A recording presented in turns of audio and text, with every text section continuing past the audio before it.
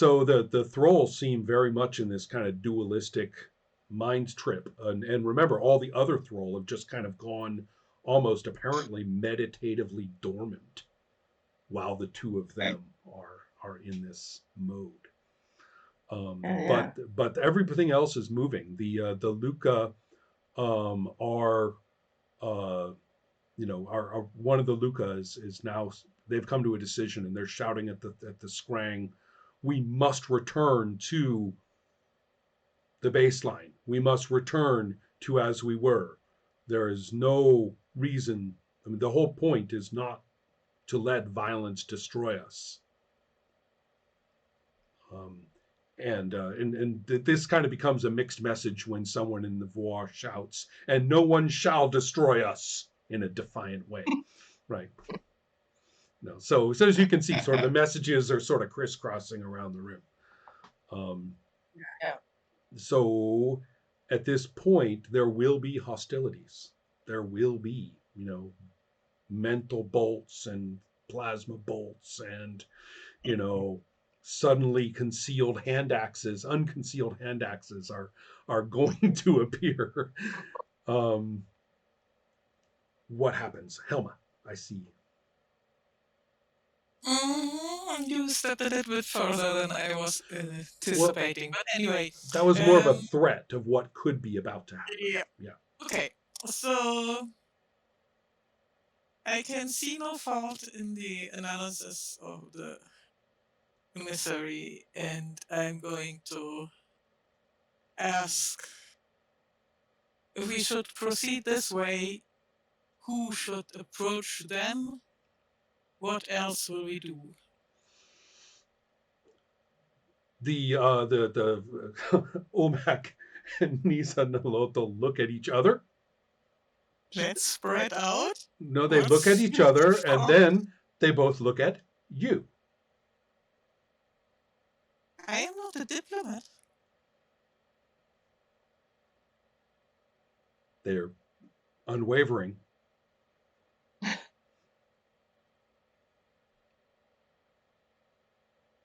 The message is The message is information. You let them know what you have perceived. Perceive as much as you can while among them. yes. And Olmec says they might not understand if I or one of my team went. I agree. So I'm leaving. Mm-hmm. Over to the Var and the Ysaw, I believe, right? Mhm. Okay. Okay, so your connection with them, we'll catch up with the other two in just a moment, kind of going asymmetrically here. Upon, you know, joining them, they see this, and their reaction is very much as I think your people have hoped, that they see that they have sent somebody who is not threatening. They and so you are brought among the strange smells and physicality of those two peoples, and um, the first thing that they want to know, I mean, they they want to know what you saw when the explosion happened.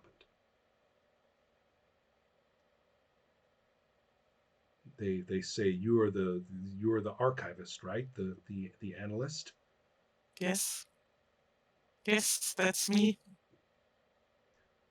We gratefully request the benefit of your observations.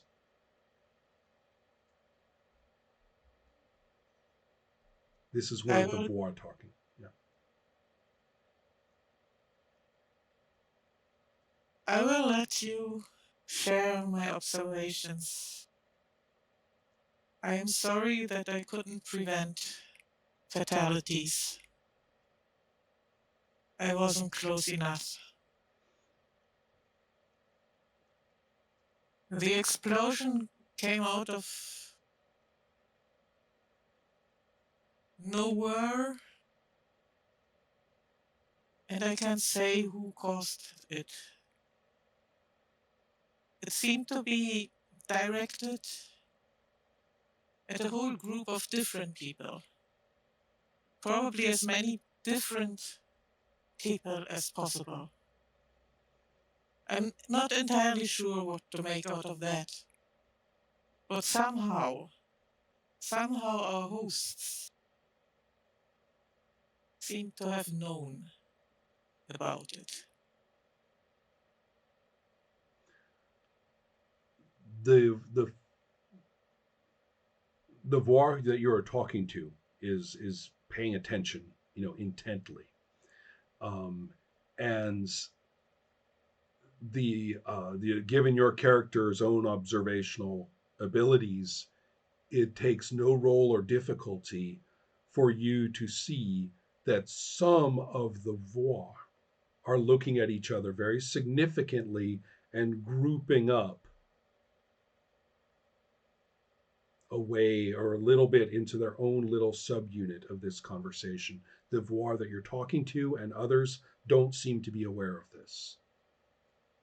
You are extremely observant.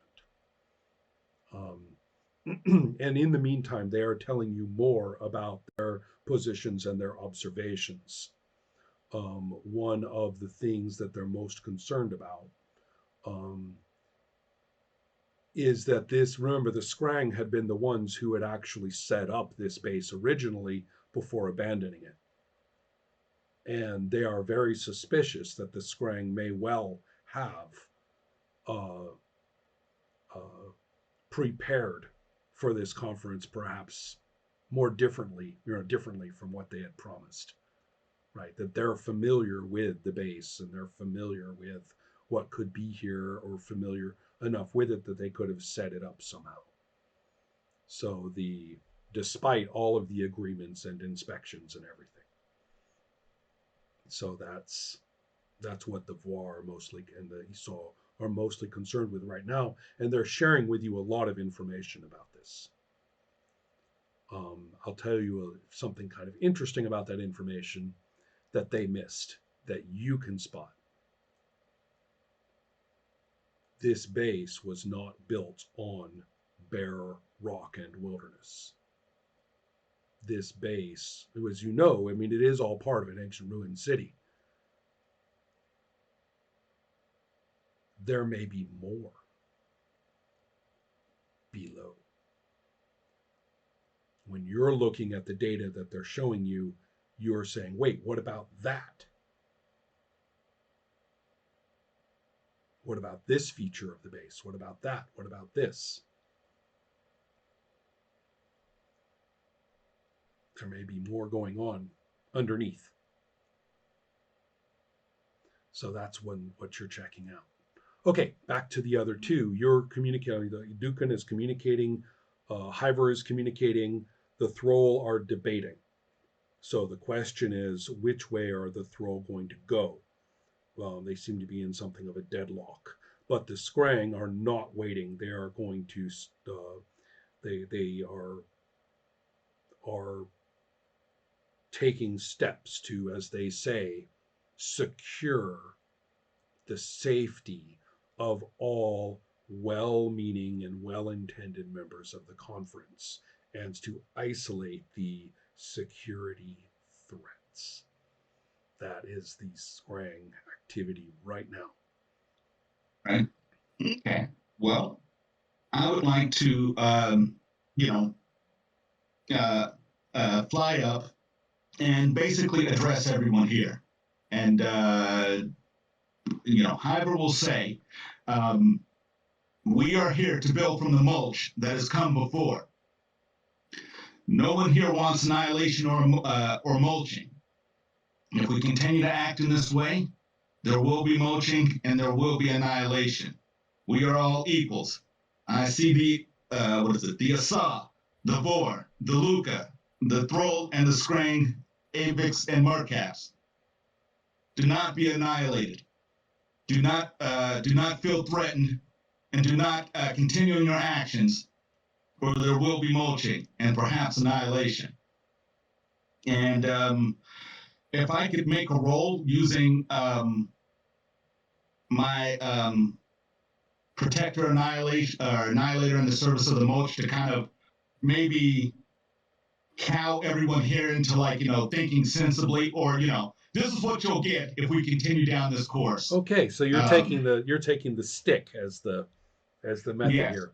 Okay, though considering the badness involved, I can certainly say that heavy weapons fire directed upon you would be the result of a failure.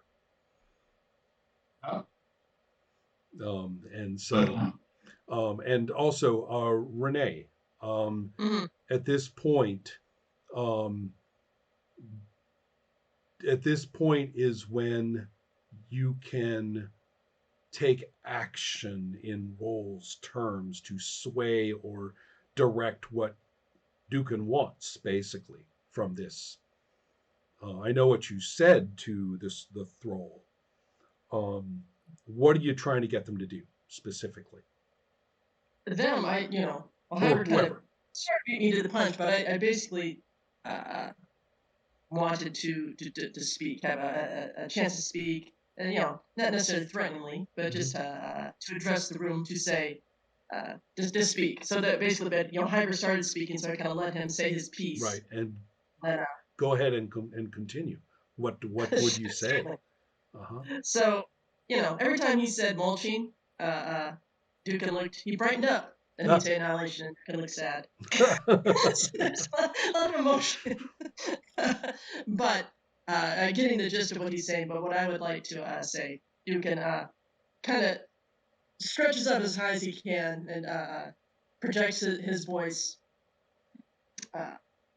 and maybe like some spores kind of start, going around him. But we must immediately form a council of peers to look at what has happened here objectively, because everyone has their own reality of what has occurred, but nothing has been brought to light. So we must center on what is that reality, what actually occurred, and we have to look at that objectively. So I propose each member select someone within their group to represent them, and let's investigate what has occurred.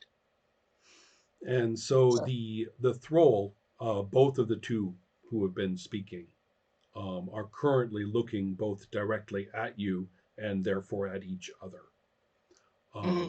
And the two of them will say simultaneously,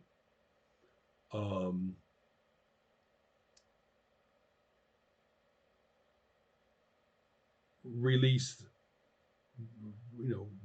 this. It is not a prisoner. And they do. So in other words, when they both say the same thing, right? Yes. And so instantly that's fine. The rest of the thralls stand up and everything seems very normal. So that's one thing. So that didn't require a roll. But what you are saying to the room does. So let's have the two of you both roll. Awesome. Okay. Let me look at my character sheet. Yes, and also Helma, the subgroup of the Voir that you have kind of noticed acting a little strangely.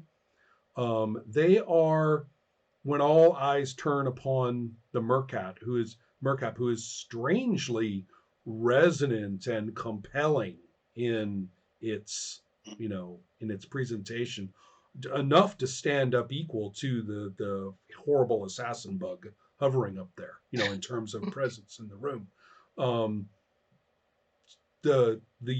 Everybody's kind of focusing on that. And you're recognizing that group of Voir is taking an opportunity. They all glance at each other and they all sort of fade back, and they are going to move to one of the many small exits or openings in the room. In fact, one that you hadn't even known about. So the two of you, let's do some rolling. What? Okay. First of all, this is not. This situation is unstable enough. People are with one exception. Everybody is actually pretty oriented toward hearing you. This is a 3 dice situation. You guys get 3 dice each, right? Nothing is Okay. actually difficult about what you're doing. All right. So that gives me 4 dice total. Uh-huh. All righty. So Are you I going? will roll my dice. Are you going to put in any pool dice? No, we're not for this roll. Okay. This one, I feel good about this one. Okay, Renee. Yeah, I'm going to use just my presence. Just my mushroomy, basically my desire to use my ability to influence others by just using my presence and my lights and my spores to kind of create this kind of. Is there a trait there with all this poetry? Yeah. Which one? So that's 2 dice for me. So that'd be 5 dice. I'm not going to use anything in my pool because I only have 1 left. I figure I need that for some sort of Hail Mary that may right. Any minute now. Excellent. Yes. Yes. Influence others and make connections. Very nice. Okay.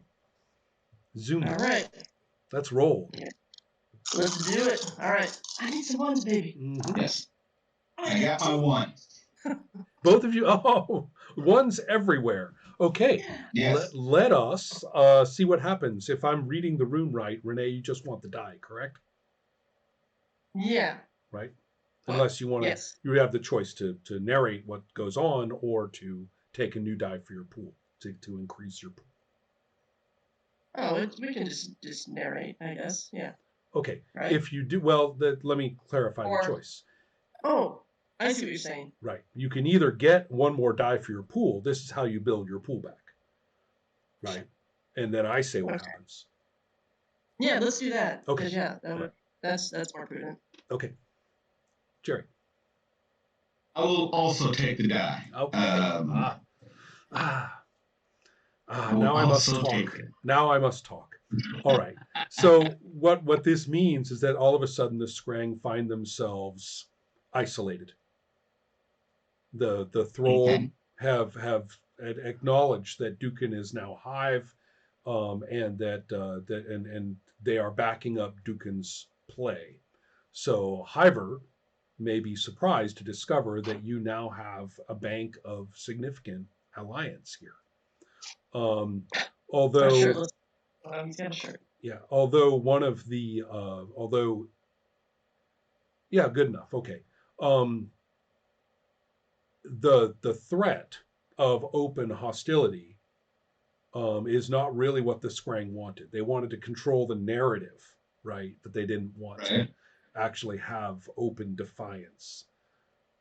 Perhaps hoping that the prejudice against the Voir and the Esau, known as former slaves and terrorists and no accounts, would work in their favor. The fact that the Aviks are clearly now gravitating in that direction is again further isolating the Scrang. They effectively stand down and agree to the council, as opposed to, for example, saying, "We, the Scrang, shall ensure the safety and security of the council of this conference. Now do everything we say." Right? They don't get their way. So this is what occurs. What happens over with the Aviks, I'm actually quite interested in at the moment. But for the long term, pending any disaster, for the long term, the conference will settle down and try to investigate the explosion in a sensible, multilateral, forensic way. Okay. And that's okay. Well, that worked out for Hiver. Hiver will also maybe add that. Yeah, that's right. Hiver's always got something. Because it's always for the Hive. Right. That Hiver suggests that other hives work together. but not necessarily in a way that other hives want to work. Perhaps Vor should work with Scrane. Issa should work with Luca in finding this. Mercap with Thrall, Hive with Avix, or whomever. But cross purposes alliances within Hive will be seen if we work this way. Hive a suggestion. That proves on, as I say, that proves either reluctantly or enthusiastically acceptable per group. Right. Right. Nobody can Right. see a way to like not do it, even if they don't want to.